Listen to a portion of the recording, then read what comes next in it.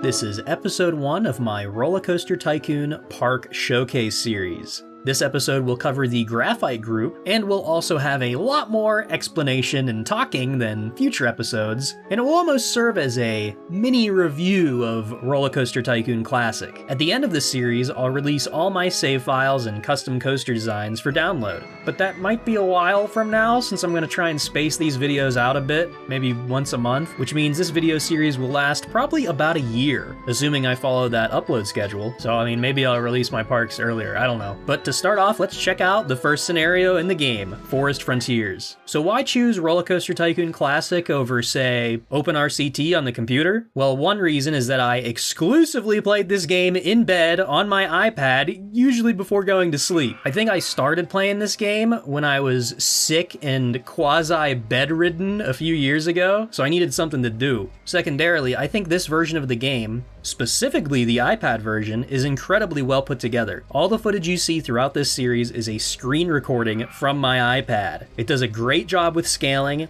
and it runs at 60 FPS, usually. For a touch interface, the UI is almost perfect, with a few exceptions I'll talk about later on. And the scenario selection in the game is also great. I love the progression system. It's way more motivating than the original games, though unfortunately it lacks the scenarios from the Roller Coaster Tycoon 2 expansions, like one of my favorites, the Alcatraz Park, because let me tell you, there ain't no way I'm paying for in-app DLC for something that I own a physical copy of that I bought at EB Games when it came out like 20 years ago. And I also don't have that update that added parks like Six Flags and Alton Towers, so you're not going to be seeing those. So anyway, let's check out Forest Frontiers. So for a lot of these early parks, I hadn't really honed my coaster designing abilities. Mainly, I was still under the impression that brakes would protect a coaster from crashing in the event of a station brakes failure breakdown. But boy was I wrong. Though the one coaster here I think I did a pretty good job with. It's relatively realistic and has decent stats, nearly 874, pretty good for the first coaster in the first park. The next park is Dynamite Dunes. This right here is pure nostalgia for me. When I see this park,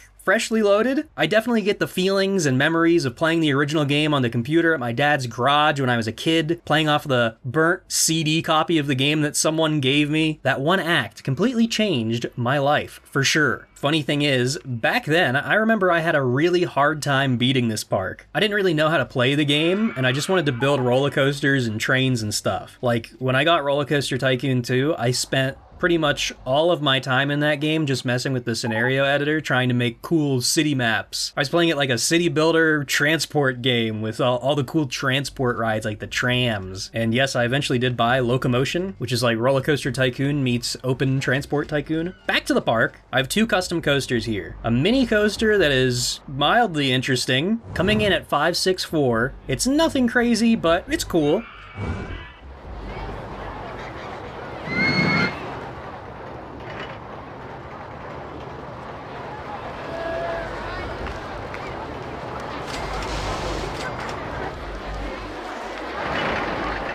I also have a pretty substantial log flume, and the car ride, though it's not too popular looking. Finally, there's a custom wooden coaster with a pretty cool initial drop out of the station. This might be one of my most tame designs, but it still has decent stats. 6, almost 7, 8, 4.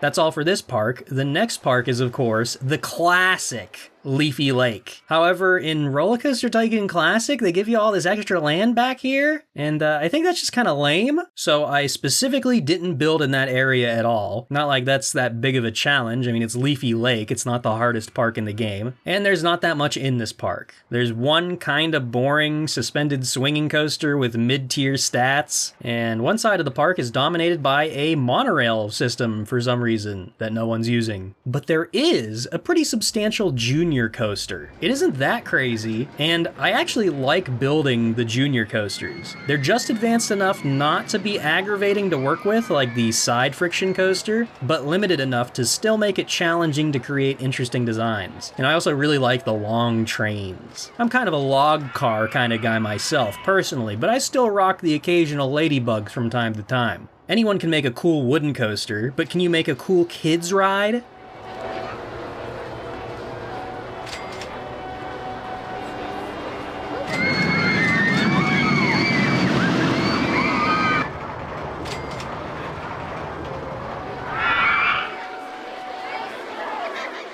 That's it for Leafy Lake. You can see I only used about half the park to beat the scenario. And now Diamond Heights, the bane of my childhood. I don't think I ever actually beat this as a kid, but I loved playing it because I thought the racing coasters were really cool. And I even failed my first attempt at this in Roller Coaster Tycoon Classic. One of the only scenarios that I failed in this entire game. Everything else was first try. Come to think of it, I never actually beat the majority of the scenarios when I was a kid. So this video series is a showcase of the first time I've ever even beaten most of these and even played most of them in general. So this park has a few custom coasters. It's got this sort of laser loop, which I'm not going to talk about because it's self-explanatory, but I do have this compact inverted coaster with a quasi-realistic styled design. I think this thing would be fun to ride for real, but in the game, there's nothing really special about it. 799 though, that's pretty intense, so there's not that many guests riding it.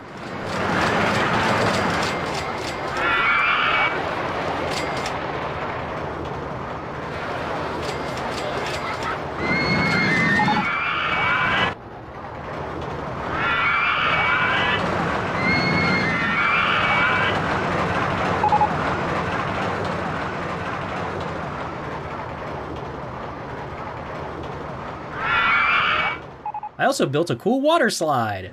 And of course, this junior roller coaster. I think this might be one of the cooler junior coaster designs I've made. This one's entirely gravity driven. The only lift hill is at the end to return it to the station. The stats are only 553, but I really like it. I think it's a great coaster.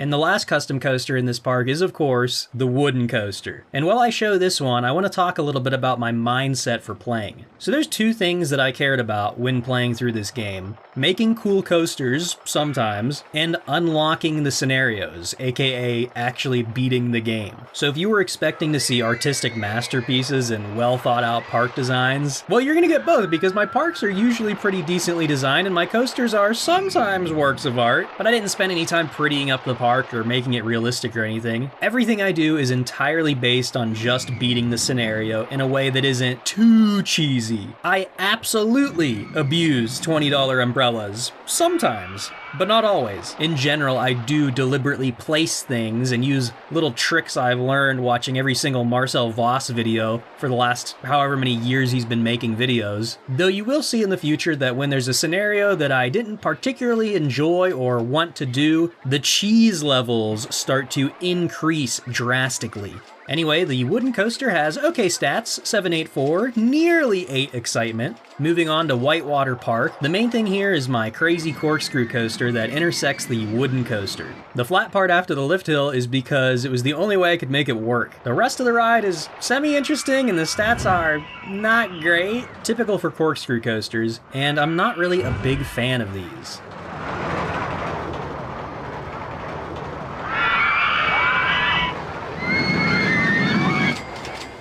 But the wooden coaster, well, this design I'd say is pretty cool. It's pretty realistic and it definitely fits the park well.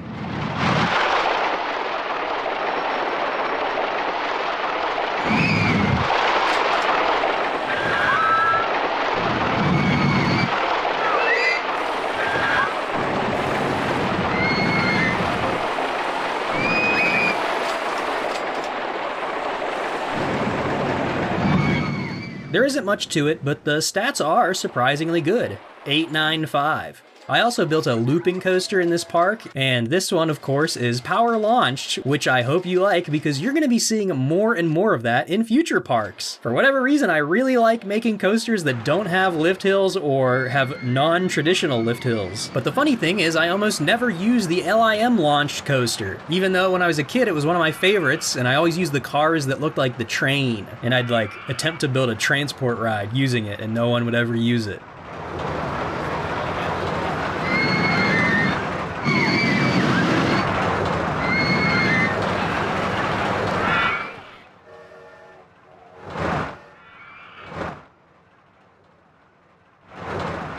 But this coaster's kinda cool, and the stats are decent. 773, so it's not a total puke machine. Next park is Trinity Islands, and I really like this park. Actually, I seem to like all of the island-type scenarios that are smaller, but not the large islands for whatever reason. Here I have a cool spinning wild mouse ride, self-explanatory, decent stats, 665. There's also a mine train coaster. This one's pretty damn realistic in my opinion, which means there's nothing too crazy going on, but I can certainly see something like this existing in real life. The stats are not amazing on this though, 674, it could be better.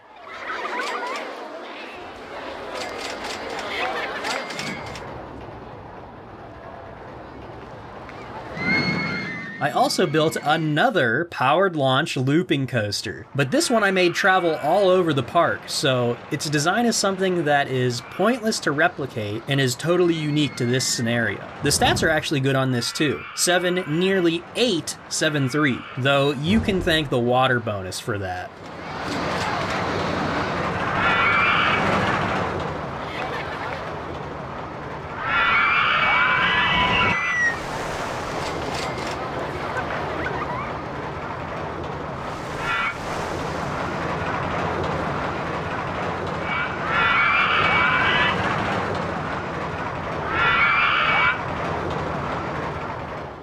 There's also a little junior coaster. This one's nothing special either.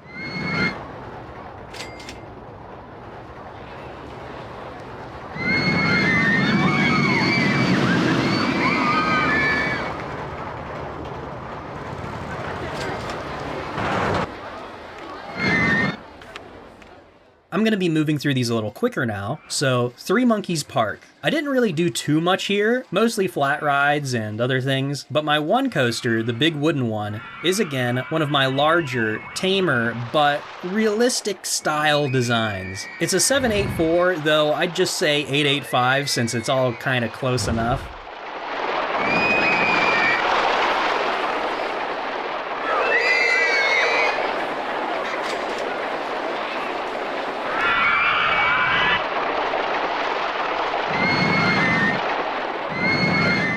That's all for Three Monkeys already, and now an even less populated park, Factory Capers. I love this scenario, classic. This is actually the first Roller Coaster Tycoon 2 park in the game, and I didn't really do much here. The looping coaster here, 663, is something that became a custom design, and it's a coaster which I reuse in multiple parks, so I'll cover all of those designs at the end of this video series in their own episode, and that helps keeping these episodes from not being too long. But I will show you this sick nasty mine ride.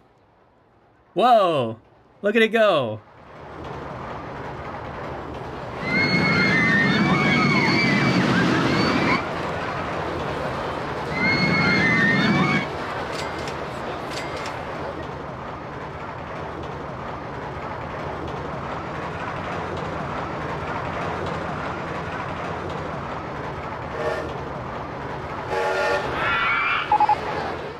These things are basically worse junior coasters, and the stats reflect that. 644. Wow. Now the final scenario in the Graphite group, Katie's Dreamland. Of course, I've built another huge, semi-realistic designed wooden coaster. Can you believe it? Like I said earlier, these initial scenarios, I was being quite tame in my designs, but later on, I start going kind of sicko mode.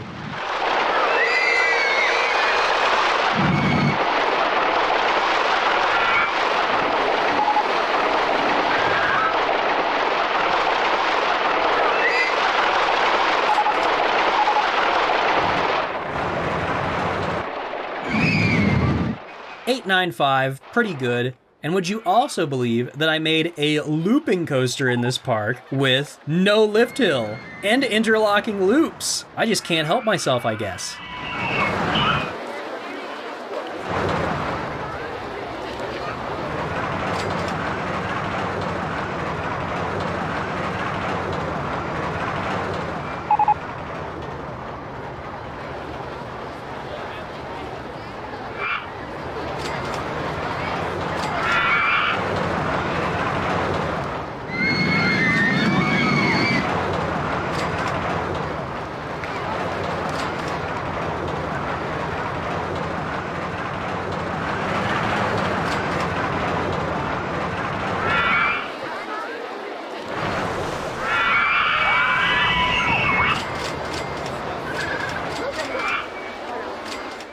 The stats are good, 874, better than the wooden coaster, actually. And that's the last of the Graphite group, and the end of the video. If you enjoyed this, make sure you like, comment, subscribe, and consider becoming a channel member, because you could watch the next episode in this series right now. Don't worry about the membership tiers, just get the cheapest one. The others are for if you want your name at the end of my videos, which you wouldn't even get at the end of these Roller Coaster Tycoon ones, because I'm pre-producing them all at once. And currently, while I'm recording this, I only have one channel member. So yeah, expect at least 10 more videos in this series, and I'll be back next time with a brand new video.